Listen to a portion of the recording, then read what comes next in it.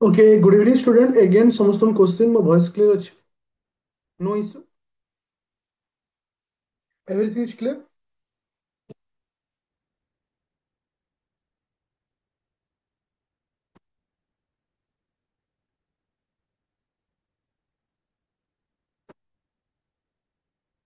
Okay. तो आज ଆମେ डिस्कशन କରିବା होम साइंस रो आंसर राइटिंग क्लास. देखो, होम साइंस ଗୋଟେ ଏମିତି ଏକ ଜିନିଷ ଆମକୁ ବହୁତ ସହଜ ଲାଗେ, କିନ୍ତୁ ୱେ ଅଫ ଆନ୍ସର ରାଇଟିଂ ଯଦି ଆମେ ନ ଜାଣିଥିବା ତାହେଲେ କ'ଣ ହବ ନା ଆମେ ଜାଣିଥିବା ଜିନିଷ ବି ଭଲ ସ୍କୋର କରିପାରିବାନି. ତ ମନେ ରଖ, ଏଇ ଯୋଉ କ୍ଲାସଟା ମୁଁ ତୁମମାନଙ୍କୁ ରଖିଛି ବା ଏଇ ଯୋଉ କ୍ଲାସରେ ଆମେ ଯୋଉ ଡିସ୍କସନ କରିବା, ଏ କ୍ଲାସରେ ଆନ୍ସର ରାଇଟିଂ କେମିତି ଆକ୍ଚୁଆଲି ହୋମ ସାଇନ୍ସରେ କରିବା କଥା ତୁମମାନେ ଗ୍ରୁପରେ ଅପଲୋଡ କରିଥିଲ, ତାକୁ ବି ମୁଁ ସେୟାର କରି ତୁମମାନଙ୍କ ସହିତ ଡିସ୍କସନ କରିବି. ଆଉ ତୁମମାନଙ୍କ ପାଇଁ ମୁଁ ଗୋଟେ ମଡୁଲାର ଆନ୍ସର ସିଟ୍ ମଧ୍ୟ ଦେଖେଇଛି ତୁମକୁ କୋଉ ଟାଇପର ଲେଖିବାର ଅଛି. ସମସ୍ତେ ରେଡି ଅଛ? ସମସ୍ତେ ରେଡି ଅଛ?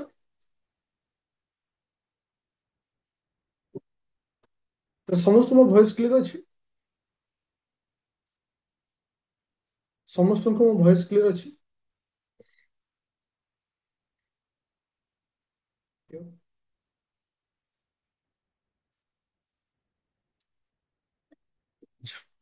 ତ ମୁଁ ତୁମମାନଙ୍କର ଗୋଟେ ଟପିକ ଆମେ କମ୍ପ୍ଲିଟ କରିଥିଲେ ହୋମ ସାଇନ୍ସର ଷ୍ଟଡି ଅଫ ଫୁଡ, ଯୋଉଟା କି ବୋଥ ଓଡ଼ିଆ ଆଣ୍ଡ ଇଂଲିଶ ମିଡିୟମରେ ଆମେ କମ୍ପ୍ଲିଟ କରିଥିଲେ.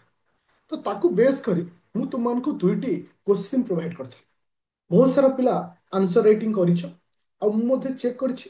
ସେଇକୁ ବେସ୍ କରି ମୁଁ ତୁମକୁ ଆଜି କିଛି ପଏଣ୍ଟ ବିଷୟରେ ଡିସ୍କସନ କରିବି, ଯୋଉଟା କି ତୁମେ ଆନ୍ସର ରାଇଟିଂ କଲାବେଳେ ସେଇ ଜିନିଷ ପ୍ରତି ଟିକେ ଧ୍ୟାନ ଦେବ.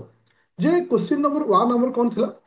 Describe important composition nutritional value of cereals including millets ଆଉ ପଲ୍ସେସ୍, ଯିଏକି 20 ମାର୍କର କ୍ୱେଶ୍ଚିନ୍. 20 ମାର୍କର କ୍ୱେଶ୍ଚିନ୍ ମାନେ ତ ଇନଡାଇରେକ୍ଟଲି ଆମକୁ କେତେଟା ୱାର୍ଡ ଭିତରେ ଲେଖିବାର ଅଛି ନା 300 ୱାର୍ଡ ଭିତରେ ଲେଖିବାର ଅଛି. That is the first point. ତ ଏବେ ସାଇକୋଲୋଜିକାଲି ଯେତେବେଳେ ଗୋଟେ ଷ୍ଟୁଡେଣ୍ଟ ଏକ୍ସାମରେ ଗୋଟେ କ୍ୱେଶ୍ଚିନ୍କୁ ଫେସ୍ କରିବ, ଯେତେବେଳେ କ୍ୱେଶ୍ଚିନ୍କୁ ଫେସ୍ କରିବ, ଫାର୍ଷ୍ଟ ତା ମାଇଣ୍ଡରେ ଆସିବା କଥା ଯେ ଆକ୍ଚୁଆଲି ମୁଁ ଯୋଉ 300 ୱାର୍ଡ ଅଛି, ଏ 300 ୱାର୍ଡକୁ ମୁଁ କାହା ପାଇଁ କେବେ ଲେଖିବି. ଦେଖ, ସାଧାରଣତଃ ସିରିଏଲ୍ସ ଆଉ ପଲ୍ସେସ୍ ଆଉ ମିଲେଟ୍ସ, ତୁମେ ତିନୋଟି ପାର୍ଟକୁ ଲେଖିବାର ଅଛି. ସିରିଏଲ୍ସରେ ଆପ୍ରୋକ୍ସିମେଟଲି 120ରୁ 130 ଭଳିଆ ଲେଖିବ. Okay, first point. ମିଲେଟ୍ସ ଟିକେ କମ୍ ଲେଖିବାକୁ ହବ, ତ ଟ୍ରାଏ କରିବ ଆକୁ ସେଇ 70ରୁ 60 ପାଖାପାଖି ୱାର୍ଡ ଭିତରେ ରଖିବ. ଆଉ ପଲ୍ସେସ୍କୁ ଟ୍ରାଏ କରିବ ତୁମେ କ'ଣ କେତେ ୱାର୍ଡ ଭିତରେ ରଖିବା ପାଇଁ? 100 ପାଖାପାଖି ୱାର୍ଡ ଭିତରେ ରଖିବା ପାଇଁ. ତା ଅର୍ଥ ଗୋଟେ କ୍ୱେଶ୍ଚିନ୍ରେ ଆମେ ତିନୋଟି ଗ୍ରାଉଣ୍ଡକୁ ବେସ୍ କରି ଲେଖିବାର ଅଛି. କ'ଣ ଲେଖିବାର ଅଛି? ତାର ଇମ୍ପୋର୍ଟାନ୍ସ କ'ଣ ରହିଛି, କମ୍ପୋଜିସନ କ'ଣ ଅଛି, ନ୍ୟୁଟ୍ରିସନାଲ ଭ୍ୟାଲ୍ୟୁ କ'ଣ ଅଛି. ତ ଓଡ଼ିଆରେ କ'ଣ? ବାଜରା ଡାଲି ସମେତ ଶସ୍ୟର ଗୁରୁତ୍ୱ, ଗଠନ, ପୁଷ୍ଟିକର ମୂଲ୍ୟ ବର୍ଣ୍ଣନା କରନ୍ତୁ. ତା ଅର୍ଥ ଏଠି ଆମକୁ କାହା ବିଷୟରେ କହିଲା? ବାଜରା ବିଷୟରେ. ଡାଲି ଡାଲି ସମେତ ଶସ୍ୟ ଜାତୀୟ ଖାଦ୍ୟ, ଆଉ ଗୋଟେ ଡାଲି ଜାତୀୟ ଖାଦ୍ୟ, ଆଉ ବାଜରା, ତିନୋଟି ଜିନିଷର ଗୁରୁତ୍ୱ କ'ଣ ରହୁଛି, ତାର ଗଠନ କ'ଣ ରହୁଛି, ପୁଷ୍ଟିକର ମୂଲ୍ୟ କ'ଣ ଅଛି, ବର୍ଣ୍ଣନା କରିବାକୁ ଲେଖିଛି. ମୋର କହିବା କଥା ଷ୍ଟୁଡେଣ୍ଟ, ସମସ୍ତଙ୍କୁ କ୍ୱେଶ୍ଚିନ୍ ଶୋ ହେଲା? Everyone clear?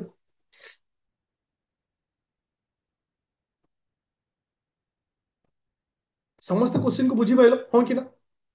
ଆଚ୍ଛା, ମୁଁ ବର୍ତ୍ତମାନ ଏ କ୍ୱେଶ୍ଚିନ୍କୁ ମୁଁ ତୁମେମାନେ କରିଥିବା ଆନ୍ସର ସିଟ୍କୁ ବେସ୍ କରି ଡିସ୍କସନ କରିବି.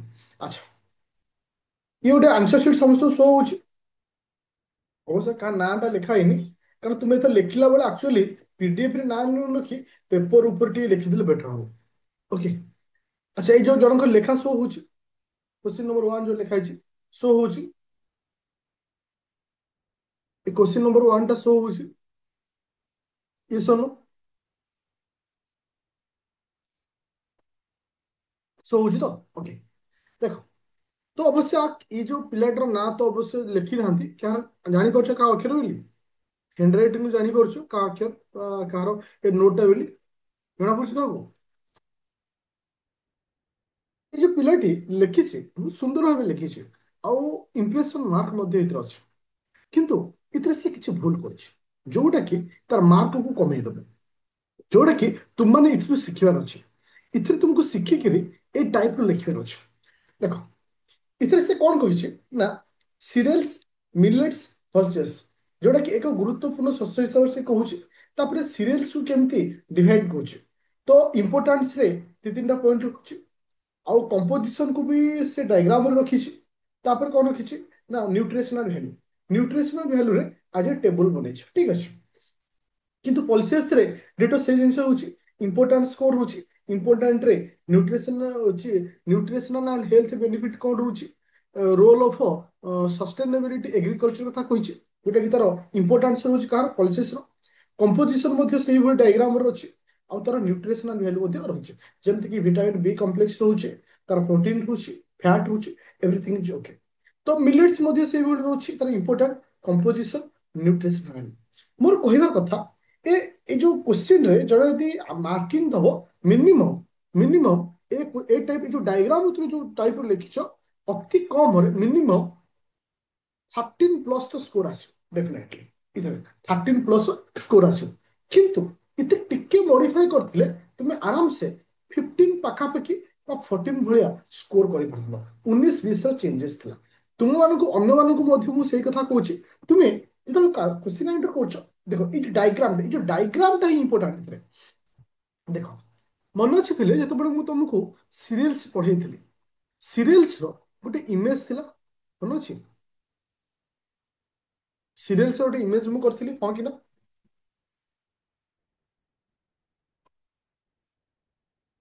अच्छे। देखो आर गोटे मॉड्यूलर आंसर मु तुम मान पई करछि आर गोटे मॉड्यूलर आंसर मु तुम मान पई करछि देखो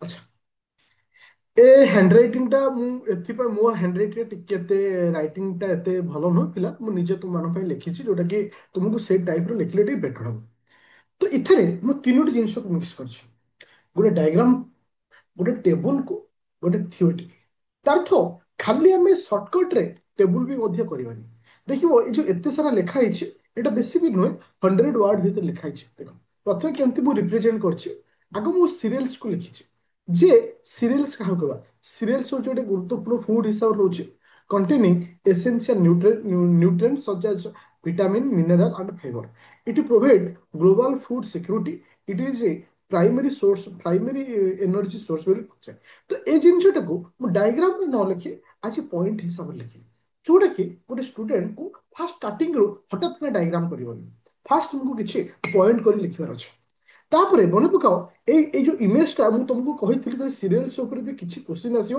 ତୁମେ ଏଇ ଇମେଜଟା କରିବ ବୋଲି ପୁରା ସିମ୍ପଲ ଇମେଜ ଏଥିରେ କିଛି ନାହିଁ ଗୋଟେ ହେଲା ବ୍ରେନ୍ ଆଉ ଗୋଟେ ହେଲା କଣ ଏଣ୍ଡୋସ୍ପର୍ମ ଆସିଲା ଆଉ ଗୋଟେ ହେଲା ଜର୍ମ ତ ତିନୋଟି ଜିନିଷ ମୁଁ ତୁମକୁ ବତେଇଥିଲି ଏ ତିନୋଟିର ଡାଇଗ୍ରାମଟାକୁ ବନେଇବ ତ ଏଟା ହଉଛି ଆଉ ଟିକେ ଇମ୍ପ୍ରେସନାଲ ମାର୍କ ତୁମମାନଙ୍କୁ ଦେଲା ତାପରେ କଣ ଆସିଲା କମ୍ପୋଜିସନ ଦେଖ ଏଇ ଯୋଉ କମ୍ପୋଜିସନ କୁ ମୁଁ ମୋ ଷ୍ଟାଇଲରେ ଲେଖିଛି ତ ସେ ଆର ଯୋଉ ପିଲାଟା ଥିଲା ମୁଁ ଦେଖି ଦଉଛି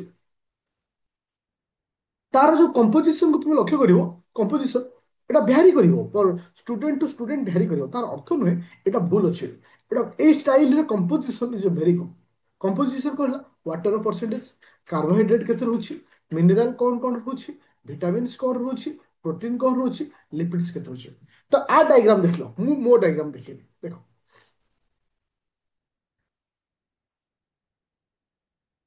ଦେଖ ତ ସେଇ ଜିନିଷ ମୁଁ ଲେଖିଲି କିନ୍ତୁ ଏଥିରେ ଆମର ଫରକ ରହିଲା ଯେ ନିଜର ଆଇଡିଆରେ ସମସ୍ତେ ଲେଖିଲେ ତ ତୁମେ ମାନେ ଯେତେବେଳେ କରୁଛ ତ ତୁମେ ମଧ୍ୟ ସେଇ ଟାଇପର ଲେଖିବାକୁ ଟ୍ରାଏ କରିବ ଯେମିତି କାର୍ବୋହାଇଡ୍ରେଟ କେତେ ରହୁଛି ପ୍ରୋଟିନ କେତେ ରହିଲା ଲିପିଡ କେତେ ୱାଟର ରହିଲା ଭିଟାମିନ ବି ଆଉ ଭିଟାମିନ ଇ ମଧ୍ୟ ରହିଲା ମିନେରାଲ ମଧ୍ୟ ରହିଛି କଣ କଣ ରହିଛି ତ ଏଟାକୁ ନିଜ ଉପରେ ଡିପେଣ୍ଡ କରେ ତୁମେ ନା କୋଉ ଟାଇପର ରିପ୍ରେଜେଣ୍ଟ କରିବ ପୁରା କ୍ଲିୟର ହେଲା ସମସ୍ତେ ଯେ କେମିତି ଲେଖା ହଉଛି ପୁରା କ୍ଲିୟର ଅଛ ଓକେ ଥ୍ୟାଙ୍କ ୟୁ ଏବେ ଆସିଲା ନ୍ୟୁଟ୍ରିସନାଲ ଭ୍ୟାଲୁ ଦେଖ न्यूट्रिशनल भ्यालु तो तार तो ये जो सीरियल्स रे आमे कौन देखले तर इंपोर्टेंस को आज पॉइंट हिसाब लिखले छोटो डायग्राम कले तापर पर आमे कंपोजिशन कले कंपोजिशन पर आसला न्यूट्रिशनल भ्यालु देख पिले न्यूट्रिशनल भ्यालु माने तुमको डेफिनेटली गोटे टेबल बनिया पड़ो मो ऑलमोस्ट बनिया पड़ो देखो किसी लिखि लिखो cereals are the primary source of carbohydrate providing energy and dietary fibre जोटा कि प्रोवाइड करछि ना न्यूट्रिशन वैल्यू प्रोवाइड करछि सीरियल्स तो इथिरे मु टेबल हिसाब रे कोन रखिली जौ नेली, बाजरा नेली, रागी नेली, प्रोटीन केते रहउछि, कार्बोहाइड्रेट केते होछि, मिनरल केते होछि। जेतेबेला आपको लिखुछ आ साइड रे ग्राम हिसाब लिखियो जे मु 100 ग्राम को नहीं बेस करूछि कि कोन करूछि। ग्राम लिखिले तो तुमको पॉइंटिंग जो करूछु एटा तुमको भलो हबो। जोटा कि किछि तुम चाहिले जो न्यूट्रिशन वैल्यू रे मु दुईटा पॉइंट लिखिछि कि तीनटा पॉइंट लिखि परियो, किछि प्रॉब्लम नहीं। तो डायग्राम बेसी करिवोनी, चेष्टा करिवो मिनिमम तीनटा मैक्सिमम पांचटा पॉइंट को बेस करी। ସମସ୍ତେ ବୁଝିପାରିଲ ଯେ କେମିତି ମୁଁ ରିପ୍ରେଜେଣ୍ଟ କଲି। ଯଦି ମୁଁ ଅନ୍ୟ ଜଣ ଷ୍ଟୁଡେଣ୍ଟଙ୍କର ଖାତାକୁ ଦେଖେ, ଯୋଉ ପିଲାଟାର ଖାତା ରହୁଛି, ତ ଡିଟୋ ଇଏ ବି ମଧ୍ୟ ସେଇଭଳି କରିଛନ୍ତି ଯେ ହ୍ୱିଟ୍ ନେଇଛନ୍ତି, ହ୍ୱିଟ୍ ରାଇସ୍ ମେଜ୍ ରହିଛି, ତିନିଟି ଜିନିଷ ନେଇଛନ୍ତି। ମୁଁ ଯୋଉ ତିନିଟା ସେଇ ତିନିଟା ନେଇଛନ୍ତି। କିନ୍ତୁ ଦେଖ, ତୁମେ ଚାହିଁଲେ ଯେମିତି protein, carbohydrate, fat, fibre, mineral ଯୋଉ ରହୁଛି, ଯାହା ଏତେ ସାରା ଜିନିଷ ନ ଲେଖି ମ୍ୟାକ୍ସିମମ୍ ଚାରୋଟି को बेस कर लिखिपर, जमीक प्रोटीन, कार्बोहाइड्रेट, फैट, फाइबर, एतिक जिन बेस कर लिखिपर। एत सारा लिखार आवश्यकता नहीं। अच्छा, किंतु किंतु ये न्यूट्रिशनल वैल्यू रे वो किसी पॉइंट लिखा लिखिले आउ टिके बेटर तुमको हो पाता। मो कहबार कथा समस्त बुझीपार जे गोटे आंसर राइटिंग आमको केमती लिखार अच्छे। ये जो आंसर राइटिंग जो पिलाटा लिखी बहुत सुंदर अच्छी आंसर राइटिंग किसी ना कि आंसर राइटिंग तुमको मॉडिफाई करार अच्छे, जोटा कि अन्य मैंने ये जिन शिखार अच्छे। देख, ये हूँ गोटे पिला, आउ दुई जन पिला खाता मुझे चेक करुच्छे। ओडिया जोटे पिला लिखुं, अवश्य तुमने कि ना लिखुना, पीडीएफ रे खाली ना लिखि दीच। पीडीएफ रे उनका ना पी कौन है? कस्तूरी, पी कस्तूरी किए अछ?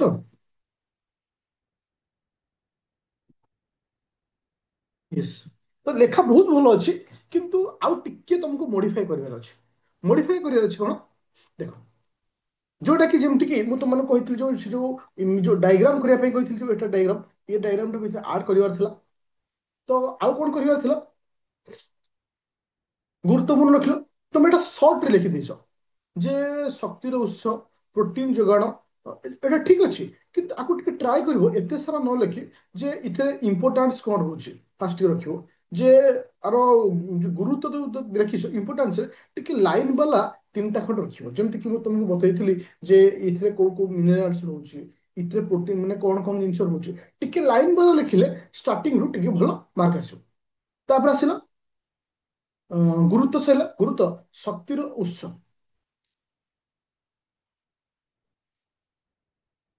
ଏସବୁ ଜିନିଷ ଠିକ ଅଛି, ଟିକେ ଆକୁ ଟ୍ରାଏ କରିବ।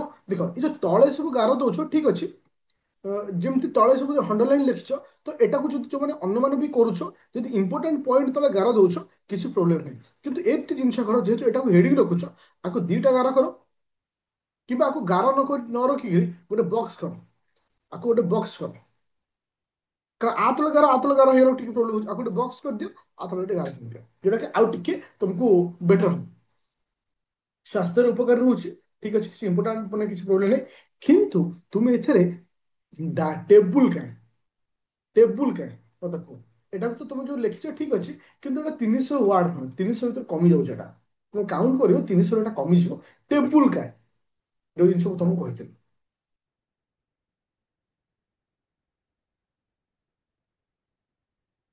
ଦେଖ, ଏକ୍ସଟ୍ରା ଡାଟା ତୁମେ ଯଦି ଆଣିକି ଲେଖିପାରିବ କୌଣସି ପ୍ରୋବ୍ଲେମ ନାହିଁ, ଚଳିବ, କିଛି ପ୍ରୋବ୍ଲେମ ନାହିଁ।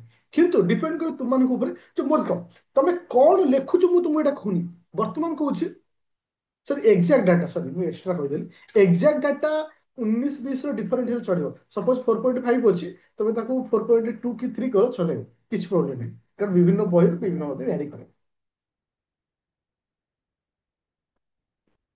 पूरा क्लियर होला समस्ते जे केमति रहबो। अच्छा, ई होला जनकर, आउ जनकर खाता मैं देखौ। देख, ए टाइप तुम आंसर राइटिंग कर जो 20 रु मिनिमम 7-8 पाखापाखि स्कोर दो। कहीं देख, तुम्हें इथे आरंभ शेष जाए गोटे टाइप लिखि आस, जोटा जोटा कि तुमको आरंभ मना करी जे डायग्राम यूज कर, टेबुल यूज कर। कहीं ना जे इतना एटा लिटरेचर नुहे, एटा home science. Home science side diagram related किसी जिन तुमको से जिन तुम्हें जहाँ भी लिखी तुम गोटे डिटेल्स पढ़ी, everything is okay, everything is right. Diagram कहीं तार हूँ टेबुल कहीं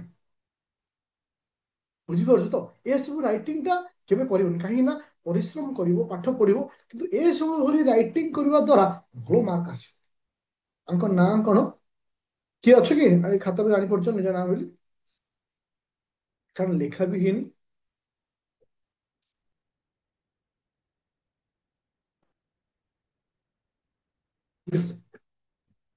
ଜୟକୃଷ୍ଣ ବେହେରା ତୁମ ଖାତାଟା?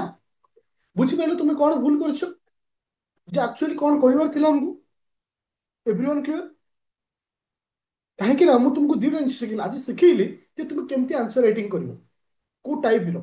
ଯେ ଆମକୁ ୱାର୍ଡ ସହିତ ଧ୍ୟାନ ଦେବା ସହିତ ସେ ଗୋଟିଏ ସେଇ ୱାର୍ଡ ଭିତରେ ଆମକୁ ଡେକୋରେଟିଭ ବି କରିବାର ଅଛି।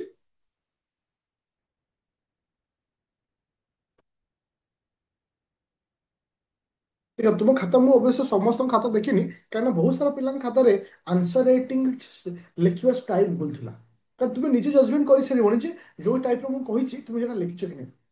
ତ ମୁଁ ସେୟା ସେଥିପାଇଁ ମୁଁ ବାକି ସବୁ ପିଲାଙ୍କର ଖାତାକୁ ଆଗ ନ ଦେଖି ଆଗ ତମକୁ ବୁଝିବା ପାଇଁ ଟ୍ରାଏ କଲି ଯେ ତମକୁ କୋଉ ଟାଇପର ଆନ୍ସର ରାଇଟିଂ କରିବାର ଅଛି। ଦେଖ ଗୋଟେ ଆନ୍ସର ରାଇଟିଂ ମୁଁ କରିଛି ଏଟାକୁ, ତ ତୁମକୁ ଏଇ ହିସାବରେ ଫଲୋ କରିବାର ଅଛି।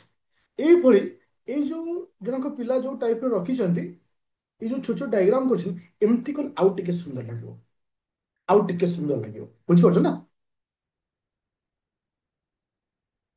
ସେ ଦିଟାକୁ ମିକ୍ସ କରିବ। ପୁରା କ୍ଲିୟର ଅଛି ସମସ୍ତେ? ତ ଏଭ୍ରିୱାନ୍ କ୍ଲିୟର ଯେ ତୁମମାନଙ୍କୁ କୋଉ ଟାଇପର ଆନ୍ସର ରାଇଟିଂ କରିବାର ଅଛି? ପୁରା କ୍ଲିୟର? ଆଚ୍ଛା, ମୁଁ ମୁଁ ଯୋଉଟା ତମକୁ ସର୍ଟରେ ଲେଖିଥିଲି ତା ପିଡିଏଫ ଟା ମୁଁ ତମମାନଙ୍କୁ ଗ୍ରୁପରେ ଦେଇ ଦଉଛି। ଆଉ ତା ଭଳି ତମକୁ କଣ କରୁଛି ନା ମଡୁଲାର ଆନ୍ସର ଗୁଡା ଦେଖ, ମଡୁଲାର ଆନ୍ସର ଓଡିଆରେ ଦେବି ନା ମୁଁ ନିଜେ ଲେଖିକି ଦେବି? କୋଉ ଭଳିଆ ଦେଲେ ତମ ବେଟର ହବ? ମାନେ ପିଡିଏଫ ଫର୍ମାଟ ରେ ବୋଥ ଇଂଲିଶ ଓଡିଆ ଯେମିତି ନୋଟ ଦିଏ ଯୋଉଟା କି ସେଇଭଳି ଦେବି, ନା ମୋ ନିଜ ଲେଖାରେ ଦେବି, ନା ଦିଟାରେ ଦେବି? କୋଉଟା କହୁଛ କୁହ? ଧର ତୁମେ କୋଉ ଟାଇପ ର ଆନ୍ସର ଚାହୁଁଛ?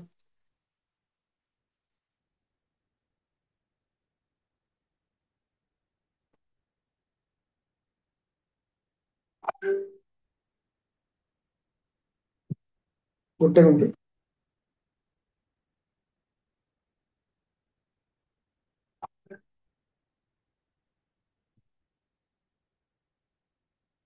ଦେଖ ବୋଥରେ ଯାଉଛୁ ତ? ଦେଖ ମୁଁ ଏଇଠି ତୁମମାନଙ୍କୁ କହିଦଉଛି, ଯୋଉମାନେ ବ୍ୟାଚରେ ଜଏନ କରୁଛ ତୁମେ କନଫ୍ୟୁଜନ ହବନି। କଣ୍ଟେଣ୍ଟ କୁ ଯିବ, କଣ୍ଟେଣ୍ଟରେ ନ୍ୟୁ ବ୍ୟାଚ୍ 25-26 ପାଇଁ ପଠାଉଛି। 25-26ରେ paper one paper two. Paper one ଗଲ ଷ୍ଟଡି ଅଫ୍ ଫୁଡର ତିନିଟି କ୍ଲାସ ମୁଁ ତୁମମାନଙ୍କୁ ନେଇଛି। ତ ଏଇଠି ଷ୍ଟଡି ଅଫ୍ ଫୁଡ ଭିତରେ କାରଣ ପ୍ରତି ସେକ୍ସନର ଅଲଗା ଅଲଗା ମୁଁ ଆନ୍ସର ରାଇଟିଂ କରିବି। ମୁଁ ଏବେ ଷ୍ଟଡି ଅଫ୍ ଫୁଡ ପଢଉଛି, study of food answer writing. ତ ଏଇ ତଳ ଗୋଟେ ହଉ ମୁଁ ଉପରେ ଗୋଟେ ଫାଇଲ କରିଦେଲି, ସେ ଫାଇଲରେ ଲେଖିଦେଲି ଯେ ଆନ୍ସର ରାଇଟିଂ। ତ ତମକୁ ମାନେ ସେକ୍ସନ ୱାଇଜ ଆନ୍ସର ରାଇଟିଂ କରିକି ନେଇଯିବି। ତ ସେଥିପାଇଁ ଆର ଯୋଉଗୁଟା ତମକୁ ଯୋଉ କୋଶ୍ଚିନ୍ ପେପର ମୁଁ ଦେଇଛି, କୋଶ୍ଚିନ୍ ପେପର ତାର ଦିଟା ପିଡିଏଫ ଦେବି। ଗୋଟେ ପିଡିଏଫ ରହିବ ଇଂଲିଶ ଲେଖା ହେଇଥିବ, ଓଡିଆରେ ଲେଖା ହେଇଥିବ। ତ ଏଇଟା ରହିଲା ଇଏ। କିନ୍ତୁ ମୁଁ ନିଜେ ଗୋଟେ ଲେଖିକିରି ତୁମମାନଙ୍କୁ ଡାଇଗ୍ରାମ ସହିତ ପ୍ରୋଭାଇଡ କରିବି। ଦିଟା ଲେଖା ପିଡିଏଫ ମୁଁ ତୁମମାନଙ୍କୁ ଆନ୍ସର ରାଇଟିଂରେ ଦେବି। ଏବେ ସମସ୍ତେ ତ କିଛି ପ୍ରୋବ୍ଲେମ ନାହିଁ, ପୁରା କ୍ଲିୟର ହେଇଗଲା?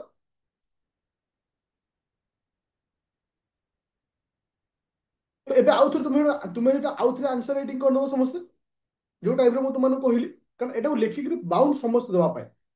କାରଣ ମୁଁ ତୁମକୁ ଗୋଟେ ଲେଖେଇକି ଦେଲି ଯେ ତୁମକୁ ଏଇଭଳି ଲେଖିବାର ଅଛି। କାହିଁକି ନା ହୋମ ସାଇନ୍ସରେ ଭଲ ମାର୍କ ଆସେ, ଆଉ ହୋମ ସାଇନ୍ସରେ ଭଲ ମାର୍କ ବି ଆସେ ନାହିଁ ଯେ ତୁମେ ଲେଖା ଷ୍ଟାଇଲ ଭୁଲ କରିଦେଲ। ମୁଁ ତୁମକୁ ଯେମିତି ବର୍ତ୍ତମାନ ବତେଇଲି, କାରଣ ବହୁତ ସାରା ପିଲାଙ୍କର ଭୁଲ ଅଛି ଲେଖା ଲେଖା ଷ୍ଟାଇଲ।